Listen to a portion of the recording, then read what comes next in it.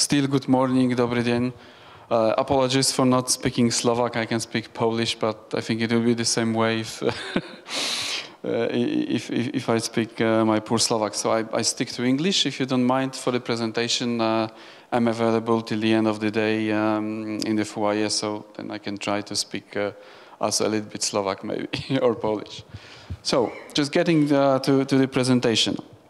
What I wish to present today is a little bit different approach to data security than, say, most traditional way, which is focusing somehow more on the network side and the data behind the network.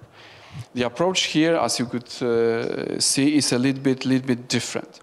So, if you look at the okay, I'm not standing.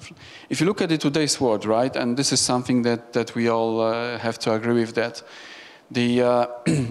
the huge amount of the data is flowing all around us. Yes, if you look at the financial services, be that the e-banking, mobile banking, right, or the governmental services, which is the e-health services, e-ID. Even simple things like paying taxes over internet, right, needs the authorization, signature, etc. If you look at the enterprises, everything goes virtual and goes into the cloud. Again, the data no longer is in your office, is somewhere. Whatever you define is somewhere. The mobility, bring your own device concept, the mobile workforces, nobody wishes to sit by the desk today. We want all to move around, meet the customers, be in the move, yet access from the mobile devices, be it tablets, phones, or the PCs with modems to access what was previously known as intranet, yes?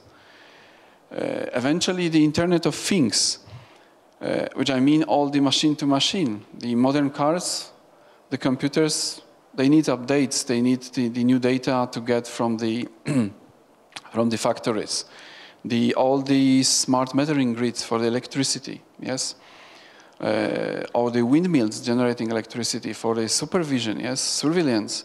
It needs the remote access, and the data flows all around, yes, through the software monetization, which is, if you look at today's world, it's more about software, not the hardware.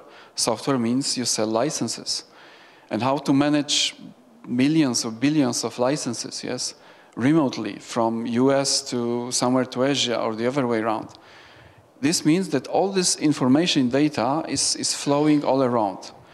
And it's really hard to say or to distinguish where is the core network, where is the intranet, where is the extranet, yes, because it's all dissolving, which means that it's no longer like a regular office, regular company intranet, yes? The data you can find everywhere, and you need to protect them nearly everywhere, be that on the data in the rest or data in motion, yes? You need to take care of them. Continuing the same subject, yes, the possibilities are really huge. If you look at the reports done by Juniper, yes, they say 1.8 billion mobile banking users, yes, soon by 2019. Or even better, the mobile connected devices in 2020, it will be like 12 billion devices. So you cannot say there is an office somewhere, yes, it's billions of devices and the data flowing all around over the internet, over different transmission media. So perhaps, instead of focusing on building more and more walls, putting more like cannons, yes, to protect your castle, to protect your treasury, meaning the data, we need to think what is the most important. It is the treasury, yes, the gold, the diamonds, which is the data, and protect directly the data. Why? Because as much as the possibilities are growing, so do the breaches.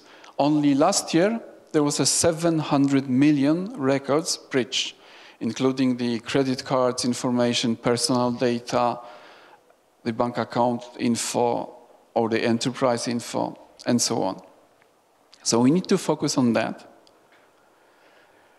Just a few examples, yes, to realize where we can expect the breaches. So, but they are basically everywhere. There's a very good breach level index report page. You can follow the link. You have my presentation most likely somewhere on the pen drives available. You can see by the country, by the type of attack, type of the breach, and so on. And it really gives you the idea how much bad is happening every day, yes, in all the European countries, not mentioning Asia or Americas. We have ransomware, yes, which is basically making the use of the PHP language in the web browser. Some things like Tesla Crypt, yes, CryptoWall, CryptoLocker, all of them, you know, encrypting your data by the malware, then you need to pay to the hackers to get them decrypted back, right? Or the CBT Locker, which is doing the same, but with the web servers, which is even worse because it's not only your workstation affected, it's the web servers actually where the application sits. Also, the, say, regular malware. You can get infected on the point of sales, yes, post terminals. If you see the online advertisements, very easily, you click on something, by the accident, the malware is there, yes. Whenever you do the e-banking, mobile banking, particularly, unfortunately, on Android, which is prevailing system on the mobile devices, yes.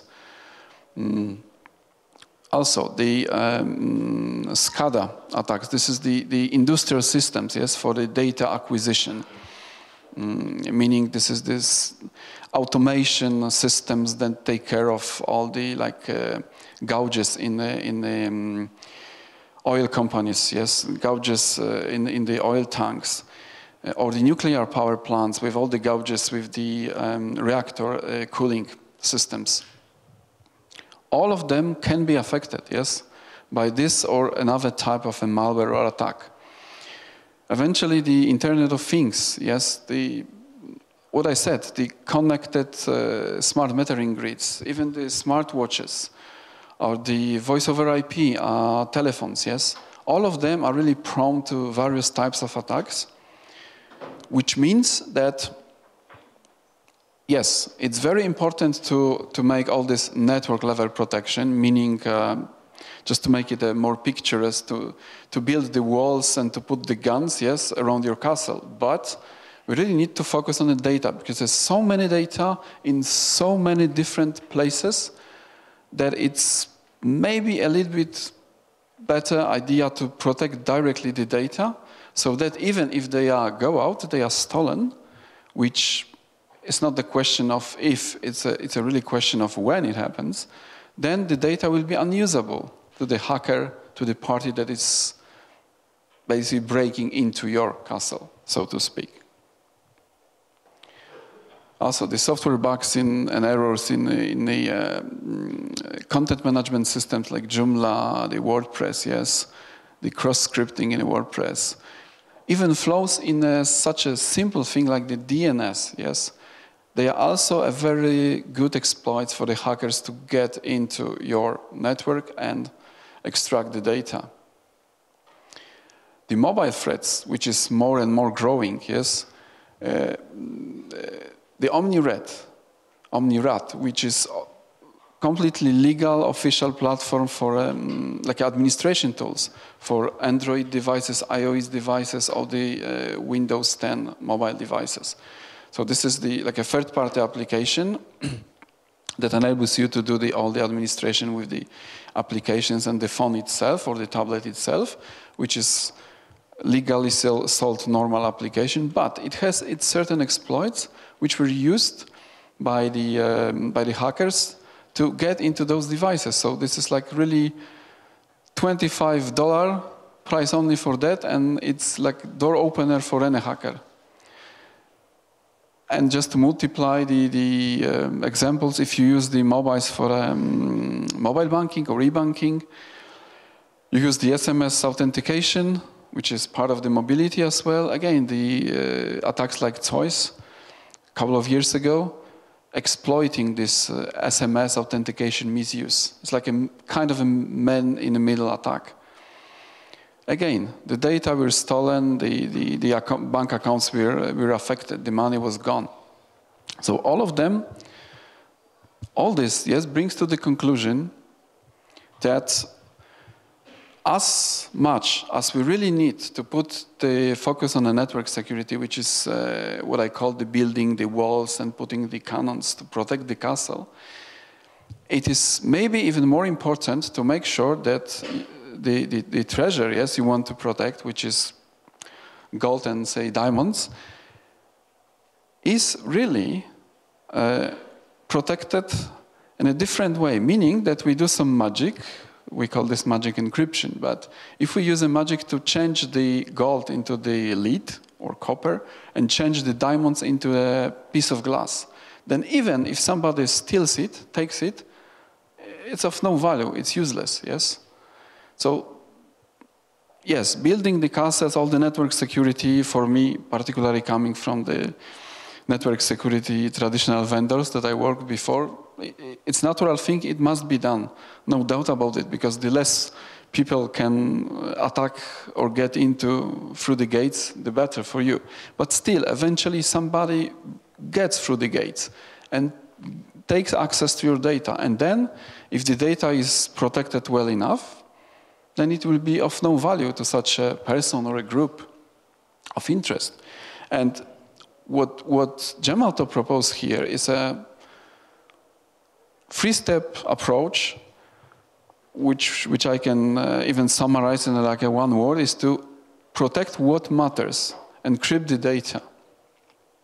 Focus on the data, not exactly the perimeter.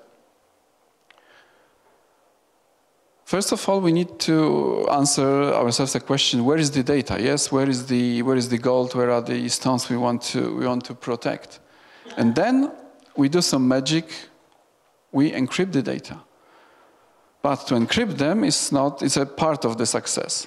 Then we need to make sure that the real secret, the magic wand that was used to do the magic, is not laying, close to the box with the gold and stones, because then somebody can decrypt and this is it. So store and manage keys securely. This is also something that Gemalto can propose in the solution. Encrypting, so making the magic, then store and manage keys, meaning securely keep the magic wands in the proper hands, right? And the third thing is who is accessing those data, because it cannot be anybody in the castle. Yes, we need to think of who can access what, and in which configuration, meaning when, to which extent, to which resources, yes, to which part of the data. So also to do it smartly. And for that, you really need something more than just a password or a scratch card. You really need like a 2-3 factor authentication, if not biometrics on top of that. And this is also something that Gemalto proposes as one of this 3-step approach to securing the data. Yes? Securing the data, not the perimeter. So this is basically, in a very high-level overview, what we can propose, what kind of approach to securing the data in such insecure world now. If you wish to learn more, I encourage you to visit this www.securitybridge.com website, which really explains in a nice form of animations what we can offer, where it fits into the enterprise, bank, or government, with a lot of details about the products itself, yes, because it's always products behind the idea, the solution. Or you can, if you have a little bit more time, look in the YouTube or LinkedIn. There are some very informative materials there. And of course, at any time, please, you can contact me at michal.antoniak@gemalto.com. As I said, I'm available today till the end of the conference. If you wish to discuss something or ask any question, I'm there. So thank you very much for your attention. Hope to speak to you soon. Thank you.